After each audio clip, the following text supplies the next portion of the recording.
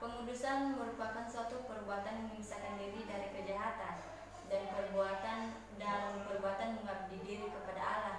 Kita dapat melihat dalam Roma pasal 12 ayat 1 sampai 2. Nah, Alkitab juga mengajarkan bahwa tanpa kekudusan tidak seorang pun tidak melihat Allah.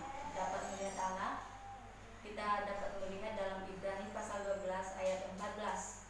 Nah, oleh sebab itu dengan kuasa Roh Kudus kita sanggup mematuhi perintah itu. Kuduslah kamu sebab aku kudus. Dalam 1 Petrus pasal 1 ayat 15 sampai 16.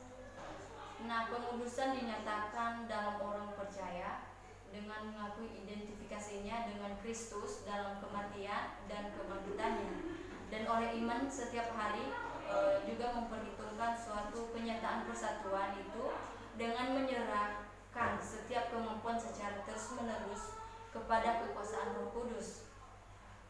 Nah, dalam hal ini teman-teman, dalam Kamus Bahasa Indonesia, kudus berarti suci atau murni. Pengudusan ini merupakan suatu atau terkhusus dalam hal ini sebagai penyerahan diri, namun dalam Perjanjian Lama disebut sebagai imam-imam atau nabi dipisahkan untuk pelayanan bagi Allah.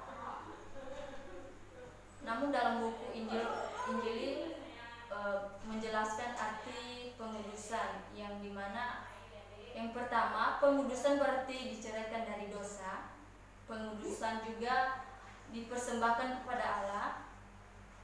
Pengudusan juga berarti dapat membawa kita harus serupa dan segambar dengan Allah. Dan pengudusan juga berarti kita harus menaklukkan dari kebawahan kehendak Tuhan. Dan pengudusan juga berarti kasih sejati kepada Allah dan sesama manusia. Apa sih natur sejati dari pengudusan itu? Roh Kudus bekerja untuk menciptakan kesadaran tentang dosa, diikuti dengan kesadaran tentang kebaikan Allah yang menghapus kesalahan melalui karya Yesus Kristus. Nah, pengudusan itu suatu yang harus ada sebagai Alkitab dari persatuan kita dengan Kristus yang diperoleh oleh setiap orang yang sungguh-sungguh beriman kepada Yesus. Nah, di sini juga apakah tanda-tanda yang dapat kita lihat dari seseorang yang dikuduskan? Sebagai orang, kita juga dapat melihat bahwa orang yang dikuduskan itu orang yang telah jauh atau dipisahkan dari kejahatan dan mendekat kepada Allah. Nah, karena hal ini Tuhan bermaksud untuk orang tersebut, dia tidak mau menjadi orang tersebut jatuh ke dalam dosa, maka Tuhan menginginkan orang itu harus dikuduskan supaya lebih dekat lagi kepada Allah. Sebab dalam 1 Yohanes pasal 3 ayat 18 mengatakan, marilah kita mengasihi bukan dengan perkataan atau dengan lidah, tapi dengan perbuatan dalam kebenaran. Nah, karena dalam hal ini Allah tidak ingin umatnya harus menjadi tong kosong yang dimana gong yang berkumandang atau calon yang bergemerincing. Marilah kita mengasihi bukan dengan perkataan atau dengan lidah, tetapi dengan perbuatan dan dalam kebenaran.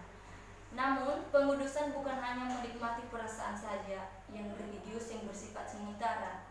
Kebaktian khusus dan kebaktian kebangunan rohani saja terkadang sekarang dapat menarik banyak perhatian, dan kita selayaknya bersyukur kepada Allah bila kebaktian itu menyampaikan berita Injil kepada begitu banyak orang.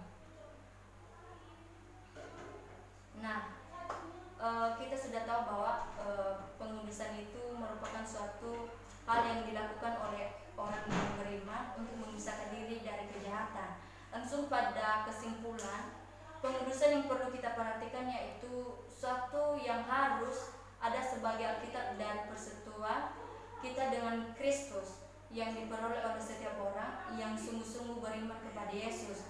Sebab dalam Alkitab mengatakan bahwa barang siapa tinggal di dalam aku di dalam dia, ia berbuah banyak.